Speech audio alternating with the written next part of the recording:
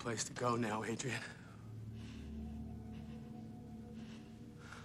In 1991, Touchstone Pictures released a thriller called Deceived, a suspense story right at home in the early 90s boom of wife in peril dramas. Movies where trust, marriage, and identity all came crashing down. Think Sleeping with the Enemy or Pacific Heights, the kind of slow burn paranoia films where love and danger blurred together. And here's where things get interesting. The lead role went to Goldie Hawn. At the time, audiences knew her almost exclusively as a comedic presence. The bubbly, wide eyed star of Private Benjamin, Overboard, and Foul Play. She had built her career on charm, timing, and humor, the kind of actress you went to when you wanted to laugh or a lighthearted escape. The project was first developed under the title The Misses, and even some early ads and a draft version of the poster used that name. Eventually, though, the studio rebranded it as Deceived. They wanted to move Goldie Hawn away from her well known comedic image, which a title like The Misses seemed to reinforce, and instead give the film a name that made its suspenseful tone immediately clear. So when Touchstone cast her in Deceived, a film built on paranoia, betrayal, and the crumbling illusion of a perfect marriage, it was a curveball. This wasn't Goldie cracking wise in screwball comedy or trading banter with Kurt Russell. This was Goldie trying to hold a serious thriller on her shoulders, tasked with carrying the tension of every scene. Hollywood was in the middle of a full blown love affair with psychological thrillers at the time. Studios were eager to find the next Fatal Attraction or Sleeping with the Enemy, and audiences couldn't get enough of stories where the safe, everyday world suddenly turned sinister. For Touchstone, the gamble was obvious. If Goldie could transition into a serious dramatic actress, she might unlock an entirely new phase of her career, while also drawing in viewers who normally wouldn't line up for a straight thriller. The result? Well, let's just say Deceived didn't exactly launch a new dramatic era for Goldie Hawn. It came and went, leaving her to comfortably return to the comedic role audiences already loved. But that makes the film all the more fascinating, a snapshot of a moment when both the studio and the star were willing to experiment, to push against expectations and see what happens when America's favorite funny woman walked into a world of lies and shadows.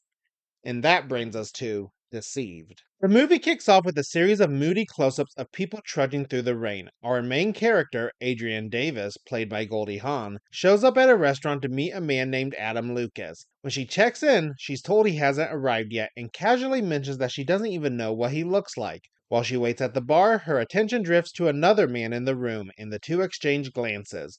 For a moment, it feels like the setup for a blind date. Adrian even asks a waiter to check if the mystery man is Adam, only to be told he isn't. Adrian leaves the restaurant. Apparently, Adam never shows up and grabs a taxi. Suddenly, we cut to what looks like her art studio, and I'm already scratching my head. Who exactly is Adam Lucas? Was this supposed to be a blind date that just fizzled out? Adrian doesn't seem bothered that he never arrived. Then, out of nowhere, the guy she was making eyes at earlier shows up at her studio where she restores artwork. He casually mentioned he's been there before with an old mosaic, and Adrian says she remembers it. At first, I assumed he was just some rich guy collecting expensive pieces. But no, he introduces himself as Jack Saunders, played by John Hurd, and reveals he's actually a curator of antiquities at a museum. Adrian introduces herself properly, and the two look over the art piece she's working on. We fast forward to later that night where Adrian and Jack are sharing Chinese takeout and chatting about how they grew up in the same area. It's light, flirty, and the movie wants us to buy into their connection. By the next morning, they're still at the studio. Jack is massaging Adrian's feet because nothing says romance like sore arches, and her coworker stumbles in to catch them together. Jack raises a toast to Adam Lucas for bringing them together. Jack then goes full speed ahead and asks Adrian what she's doing tonight, tomorrow, and basically the rest of her life. They seal it with a kiss. Fast forward a few years and we land at Jack and Adrian's daughter Mary's 5th birthday party. Kids are running wild, adults are mingling, and the whole scene is painted as cheerful and wholesome. Mixed in with the cake and balloons are a few of Jack's museum colleagues who can't resist bragging about their latest pricey art acquisitions, because nothing says kid's birthday party like casual flexing about antiquities. That night, Jack is flipping through a photo album with Mary before bed. She asks to see pictures of her grandparents, a sweet but slightly bittersweet moment given what we'll learn later. After tucking her in, Jack and Adrian lounge on the couch together. Adrian tells him she feels very lucky. One of those everything is perfect lines that movies love to drop right before things go south. At the museum, we catch up with Tomas, the older colleague we saw back at the birthday party. Carefully working on an art piece, just as he's focused on his task, someone creeps up behind him, slips a plastic bag over his head, and drags him off. It's a jarring, sudden turn that comes out of nowhere and immediately raises the stakes. Next up is a fancy museum gala, the kind where everyone looks like they're just trying a little too hard to impress each other. Adrian says she needs to make a call and ask Jack if she can use the phone. He gives her his ID card so she can use the museum's phone. Wandering into a quiet area in the back, she hears a strange beeping. Following the sound, she discovers Tomas, the old man from earlier, hanging from the ceiling, dead. The police begin interviewing the museum staff. They tell Adrian to come down to the station the next morning, assuring her they don't need anyone else for now. On her walk home, Adrian can't shake the questions running through her mind. If Tomas really meant to kill himself, why would he have set his watch as a reminder to take heart medication? That same beeping was what first drew her to the scene, and now it doesn't add up. Adrian and Jack are at home when Jack drops a bombshell. There's a fake necklace in the Egyptian exhibit, and he's the one who bought it for $4.5 million. His career and reputation are suddenly on the line, and he insists someone must have swapped the pieces. He points out that Tomas, the man who recently died, was the one who authenticated the necklace. Adrian suggests maybe Tomas himself made the switch, but Jack quickly shoots that down, saying Tomas wasn't a criminal. Just then, Jack gets a phone call telling him he has to go to Boston for work. Tonight. While Adrian helps him pack, she stumbles on a credit card belonging to someone named Daniel Sherman. Jack claims he has no idea why it's there, but the discovery plants a seed of doubt. We cut back to what feels like another flashback, or maybe it's just a few days later. Honestly, this section is confusing because the timeline makes it seem like Jack should still be in Boston. Instead, Adrian is suddenly opening a gift from him, a new nightgown. The movie does a poor job distinguishing between flashbacks and present day, so it's tough to tell what's happening. When Adrian casually mentions that her business partner Charlotte spotted Jack in New York City recently, Jack brushes it off and dodges the question entirely. Later, they're out at a bar with friends when Jack once again makes a toast to Adam Lucas, because apparently we need a constant reminder that this blind date no-show is the only reason they met. Jack excuses himself to see if he can snag a better table. Meanwhile, Adrian chats with Harvey, a fellow museum employee, who confides that he felt awful having to ask Tomas's family for his bank statements. He explained there was nothing unusual in them, so everyone connected is still under suspicion. Later, Adrian catches Jack on the phone late at night. He explains he had to make a long-distance call to San Francisco because of the time difference. Once again, the timeline feels muddled. Is this supposed to be a flashback or present day? Jack was supposedly in Boston, but then we just saw him out with friends discussing Tomas's death. This movie really doesn't make it easy to follow where or when we are. The next morning, Adrian gets a phone call meant for Jack. It's from a lingerie store, letting her know he left his credit card behind. When she asks if they're calling from Boston, where Jack is supposed to be, the woman replies they're in Manhattan. Adrian starts digging through Jack's paperwork and finds a piece of candy from the Chesterfield Hotel, the very place he swore he hadn't been in New York.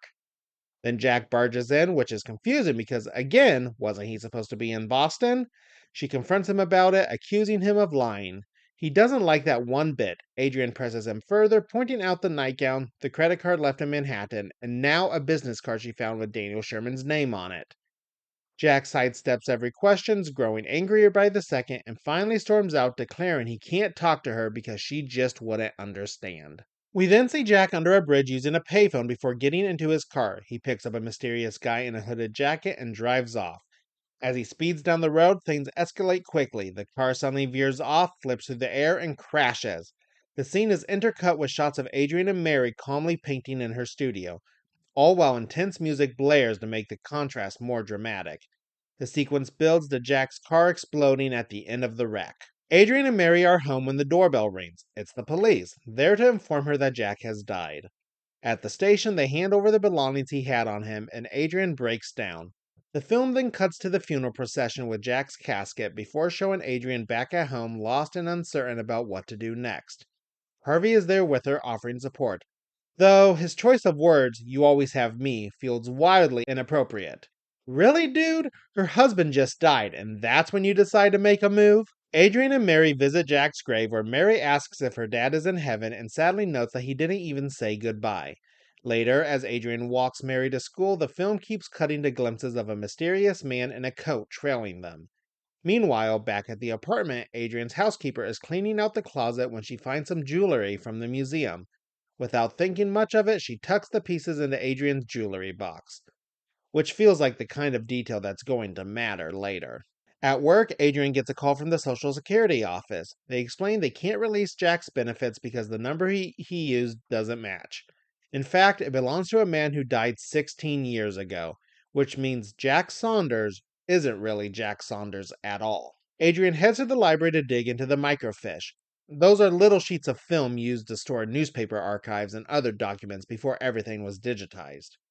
She is searching for information on the man Jack claimed to be. She quickly discovers that the real Jack Saunders died years earlier in a plane crash. Later, while cleaning Mary's room, she stumbles across the old photo album. Mary comes in asking if they can play with Adrian's jewelry, and without really paying attention, Adrian agrees. Among the trinkets is the Egyptian necklace. As Adrian flips through the photo album, she matches the man in the newspaper to one of the pictures. She notices some faint writing, and under a black light reveals it says James Garfield High, Brooklyn, New York. Adrian heads back to the library to dig into old yearbooks, hoping to track down the mysterious Jack Saunders. She asks the librarian for access to one of his classmates' records, but is told that information is only released if the person is dead.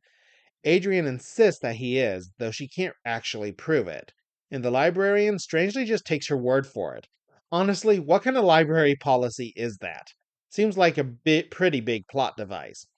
The name she uncovers is Frank Sullivan. Oddly enough, they can't locate any records on Frank Sullivan, but they do find Jack Saunders. Adrian is asleep when she suddenly feels someone groping her and leaning in for a kiss. She jolts awake, but no one is there, leaving her and us unsettled. It's one of those cheap thriller tricks where you're not sure if it's a dream, a hallucination, or the movie just messing with you. Shaken, she distracts herself by going through Jack Saunders' files. As she steps away, the camera reveals a man silently watching from the window, which at least confirms she's not imagining everything. Adrian follows an address she found in Jack Saunders' file and ends up at a stranger's doorstep. A woman answers, and Adrian explains she's looking for a relative. When Adrian asks if she knows Frank Sullivan, the woman welcomes her inside and starts reminiscing. She says Jack was her cousin and Frank was his best and really only friend. The two were inseparable despite being total opposites. Jack outgoing, Frank quiet. She explained that Frank's family was poor and he was embarrassed by it, but she still speaks fondly about how great Frank was. Then she casually drops that Frank just disappeared after Jack died. Adrian leaves her phone number in case the woman remembers more. The lady ends with strangely casual, "If you find Frank, tell him I said hi." Like we're talking about an old neighbor and not a man who vanished years ago. Adrian is rummaging through her things and snaps at Mary, accusing her of going through her drawers. Just then, the woman from earlier calls and says she remembers that Frank's mother still lives in the city. Adrian pays her a visit and explains that she believes she was married to Frank. His mother, however, is blunt. She thought Frank was dead, and in her eyes, he might as well be. She bitterly insists that having him ruined her life, that he was selfish, and the day he left was the day he truly died to her. Adrian pushes back, saying people can change, especially when they're loved. It's an oddly hopeful response given how venomous Frank's mother is. Adrian leaves her phone number so she can be contacted, though it doesn't feel like Mom is eager to chat again. Late at night, Mary runs into Adrian's bedroom, panics, saying she saw a man in her room. Adrian brushes it off as just a dream and takes her to check.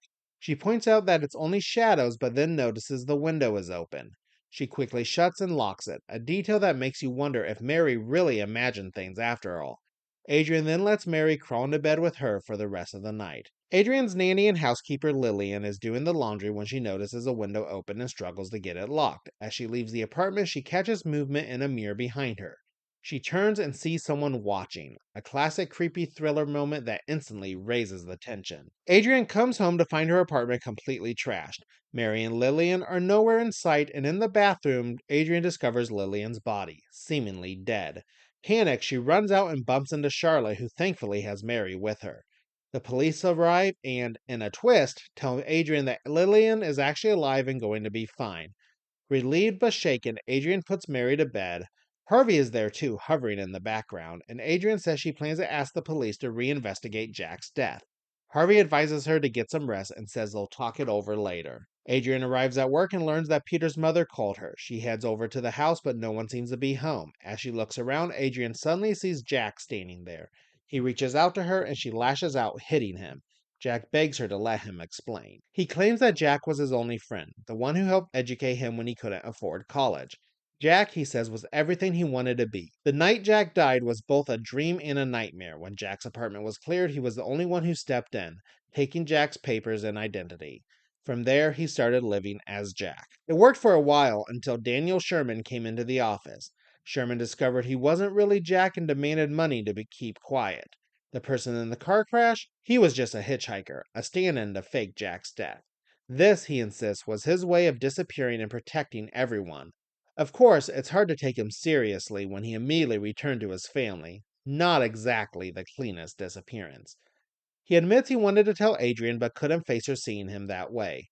Jack, or rather Peter, explains that Daniel Sherman is hunting for the real Egyptian necklace, the same one hidden in their apartment. He claims Tomas was killed over it and warns that unless they recover it, no one will be safe. As he leaves, the film cuts to his mother, dead in her bed, suffocated, just like Tomas. Adrian tears through the house looking for the necklace but comes up empty. The phone rings, it's Jack, checking in because he's worried about her. He asks if she could come over, but she tells him no. He goes on about how seeing her made him realize how much he loves her and how sorry he is for all the lies. Adrian, clearly conflicted, tells him she'll give him an answer tomorrow. After hanging up, she stumbles across a card with the name Daniel Sherman. Only the photo on it shows Jack's face, or Peter's. Honestly, keeping track of what to call him at this point is exhausting. He's really Peter, pretending to be Jack, but now he's also using Daniel. It's identity soup at this stage of the movie. Mary is getting out of school when Jack appears outside the fence, and seriously, is no teacher concerned about the random guy just loitering there? Adrian, meanwhile, goes to the address on the card and finds a wedding photo of a woman with Jack/Peter/Daniel. Flipping through a photo album, she even spots a picture of Mary inside. The woman in the home explains it belonged to her husband's sister who has since passed away. Then, out of nowhere, she hands Adrian the phone, saying her husband wants to talk. On the line, Jack marvels that Adrian tracked him down. He tells her he has Mary with him and demands she retrieve the necklace that Mary had given to her friend. Adrian warns the woman to be careful. Adrian goes to Mary's friend's house and asks for the necklace. The little girl runs off clutching it, refusing to hand it over, and the adults just stand around like they're powerless to intervene. Adrian tries to explain that it's actually a very expensive piece of jewelry her daughter should never have given away. When reasoning gets her nowhere, she finally loses patience and simply takes the necklace back herself. Adrian goes to the place Jack told her to meet and wisely grabs a knife for protection. Jack shows up demanding the necklace. Adrian insists on seeing Mary, and Jack assures her that their daughter is fine and waiting in the car. When Adrian tries to leave, Jack blocks her and throws her into the couch. Adrian says she doesn't even know who Jack really is anymore, and honestly, neither do we at this point. He counters by insisting he's her husband, the one who made her feel understood and loved, which feels more like emotional manipulation than romance. He keeps pressing for the necklace, repeating that he doesn't want to hurt her, as if the line somehow cancels out the menace. At one point, he even has the nerve to ask if she still loves him. Adrian plays along, saying yes, and while kissing him, slips her keys and the knife into her hand and stabs him, finally turning the tables. She bolts, locking the door behind her, though really, couldn't he just unlock it on his way out? Sure enough, he smashes through the window and chases her down the hallway. She tries to get back into her apartment, but he's already secured the chain lock from the inside. The chase spills into a construction site next door with Jack constantly on her heels. At one point, she slams his arm in a door and manages to escape again, but he keeps pursuing, shouting her name. Adrian hides, and for a moment it seems she's safe as Jack runs past. But as he quickly finds her again, he corners her, saying there's no place to run, no place to hide. He claims he never wanted to hurt her, but when something has to be done, he just does it, no matter how difficult. He demands the necklace one last time. Adrian finally tells him to take it. As he approaches, opening the cage door she's behind, he immediately plunges into an elevator shaft. Honestly, I don't even know what to say here. He goes out like Wile E. Coyote, dead on impact. The movie ends with Adrian and Mary picking up their apartment. Mary grabs the photograph book and says they forgot it, but Adrian tells her to put it in the suitcase. It's a quiet, almost anticlimactic ending after all the turmoil. The film just sort of drifts off instead of delivering any real emotional punch. Looking back on Deceived, the film rests almost entirely on Adrian's shoulders. Goldie Hawn does her best with the material, and while she's believable as a mother caught in a web of lies, the script doesn't always give her much to do beyond reacting. Too often she feels like a passenger in her own story rather than the driver, which makes it harder to fully connect with her arc. Jack, played by John Hurd, is a strange case. Early on, he's charming enough that you see why Adrian falls for him. But as the movie unravels, so does his character. The shifting identities, Jack, Peter, Daniel, are less mysterious and more messy. Is he supposed to be a tragic figure who lost himself or just a manipulative villain? The movie never lands on a clear answer, and it leaves him feeling confused rather than menacing. The central mystery has its moments, especially when Adrian starts putting the pieces together.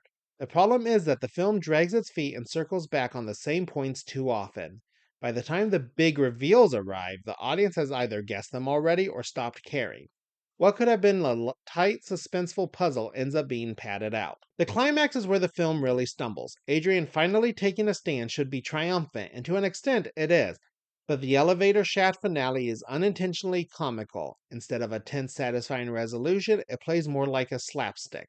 Hardly the payoff a psychological thriller needs. The supporting characters don't help much either. Harvey exists mostly to deliver exposition and to hit on Adrian at the worst possible time. Charlotte drifts in and out without much purpose, and Lillian is reduced to a fake out death. None of them leave an impression, which makes the world of the film feel oddly empty. As a whole, Deceived is a watchable but forgettable thriller. It has all the pieces: betrayal, identity theft, a mother fighting to protect her child, but the execution is uneven. It's easy to see why this one faded into obscurity. Rather than standing out as a hidden gem, it's more of a curiosity in Goldie Hawn's filmography.